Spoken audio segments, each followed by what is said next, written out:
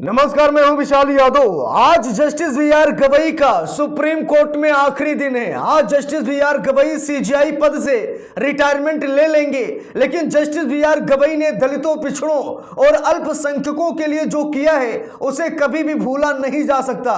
दोस्तों, justice B R Gavai ने दलितों, पिछड़ों का कद बढ़ा दिया है।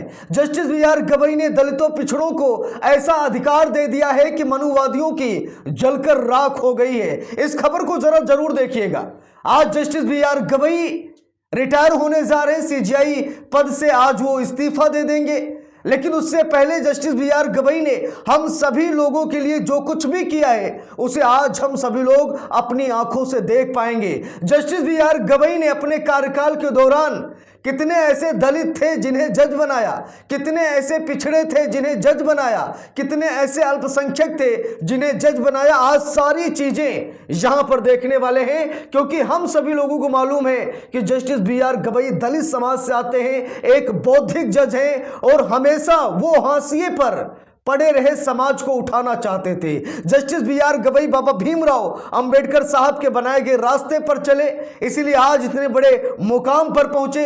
देश के सीजेआई बने, देश की सबसे बड़ी अदालत के सबसे बड़े जज बने, और इसका कारण सिर्फ एक ही है कि बाबा भीमराव अंबेडकर साहब को उन्होंने अपनाया, संविधान को गले लगाया और बाबा साहेब द्वारा बनाए गए रास्ते पर चले, जिसकी वजह से उन्होंने बहुत बड़ी बुलंदी हासिल कर ली। आज वो रिटायर हो रहे हैं, लेकिन रिटायरमेंट से पहले उन्होंने हम सभी लोगों के लिए क्या किया है उसे जरूर देखना चाहिए। देखिए, यहां पर लिखा है, सीजेआई गवई ने अपने कार्यकाल में कितने ओबीसी एससी जजों को किया नियुक्त, जानिए। सब कुछ यहां देखेंगे आप लोग। जरा देखिए, सीना ठोक कर कहिए कि हाँ, CJI justice B R Gavai जैसा जज न कोई था, ना है और ना आगे शायद रहेगा। देखिए, लिखा भी यहां पर, सीजेआई गवई के कार्यकाल के दौरान 5 न्यायाधीशों, न्यायमूर्ति एनवी अंजारिया, न्यायमूर्ति विजय बिश्नोई, न्यायमूर्ति एएस चंद्रकर, न्यायमूर्ति आलोक आराधे और न्यायमूर्ति विपुल मनुभाई पंचोली की भी शीर्ष अदालत में नियुक्ति हुई है।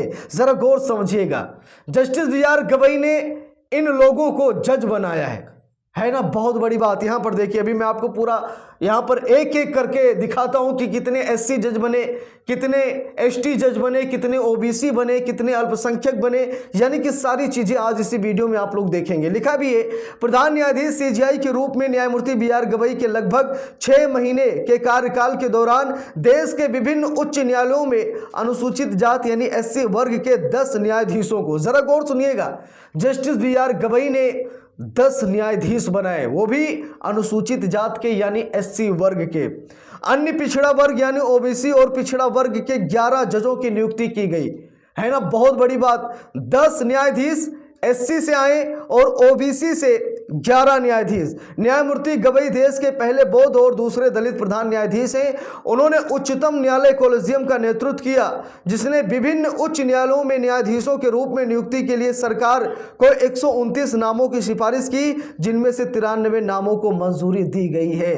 यानी कि जस्टिस बी आर गवई ने 93 जज बनाए हैं, है ना। कितनी बड़ी बात। यहां पर देखिए, लिखा भी है, न्यायमूर्ति गवई के कार्यकाल के दौरान 5 न्यायाधीशों, न्यायमूर्ति एनवी अंजारिया, न्यायमूर्ति विजय बिश्नोई, न्यायमूर्ति एस चंद्रकर, न्यायमूर्ति आलोक आराधे और न्यायमूर्ति विपुल मनुभाई पंचोली की भी शीर्ष अदालत में नियुक्ति हुई। उच्चतम न्यायालय की वेबसाइट पर 14 मई से लेकर अब तक अपलोड किए गए न्यायाधीशों की नियुक्ति संबंधी विवरण के मुताबिक जब न्यायमूर्ति गवई भारत के प्रधानमंत्री बने, उसके बाद सरकार की ओर से उच्च न्यायालयों में नियुक्त के लिए मंजूर किए गए 93 नामों में अल्पसंख्यक समुदाय के 13 न्यायाधीश, जरा ध्यान देखिएगा, अल्पसंख्यक समुदाय के 13 न्यायाधीश और 15 महिला न्यायाधीशों के नाम शामिल थे।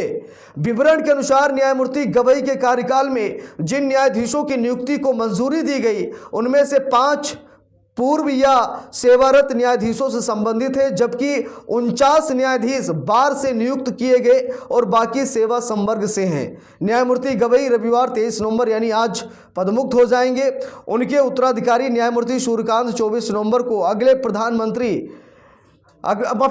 प्रधान न्यायाधीश के रूप में वो शपथ लेंगे, यानी कि वो सीजेआई बनेंगे। यहां पर साफ साफ लिखा है, भारत के 92 प्रधान न्यायाधीश गवई ने अपने 6 महीने के कार्यकाल के दौरान कई महत्वपूर्ण फैसले दिए, जिनमें वक्फ कानून के प्रमुख प्रावधानों पर रोक लगाना, न्यायाधिकरण सुधार कानून को रद्द करना और केंद्र की परियोजनाओं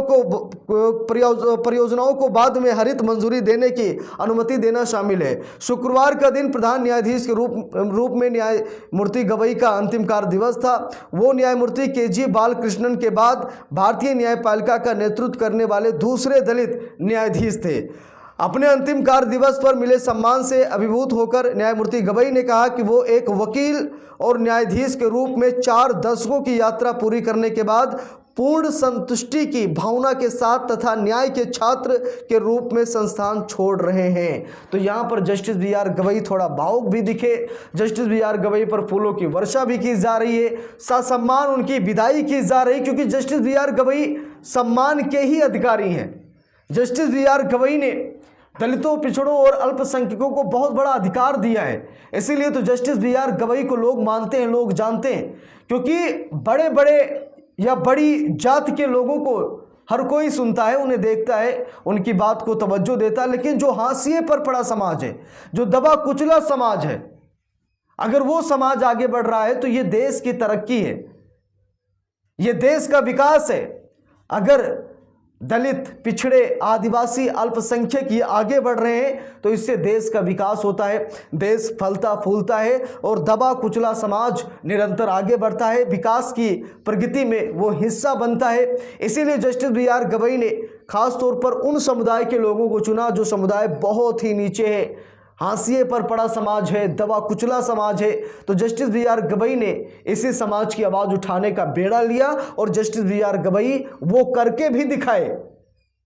जैसा कि जस्टिस बी.आर. गवई को लेकर ये माना जाता था, ये जाना जाता था कि वो मिनी अंबेडकर हैं, तो उन्होंने पूरी तरीके से अपना कर्तव्य निभाया और हाशिए पर पड़े समाज के लोगों को आगे बढ़ाया और हर एक मंच से बाबा साहब का गुणगान किया, हर एक मंच से दलितों, पिछड़ों, अल्पसंख्यकों की आवाज़ उठाई, क्योंकि सबसे ज़्यादा प्रताड़ित यही लोग हो रहे हैं। इसलिए इनको आगे बढ़ाना, इनका साथ देना, ये सबसे बड़ी जिम्मेदारी है जिसे कोई निभाना नहीं चाहता। लेकिन जस्टिस बी.आर. गवई बिना किसी स्वार्थ के, निस्वार्थ भाव से जस्टिस बी.आर. गवई ने हाशिए पर पड़े समाज को आगे बढ़ाने का काम किया, जिसकी वजह से जस्टिस बी.आर. गवई ने मिनी अंबेडकर का दर्जा भी ले लिया है।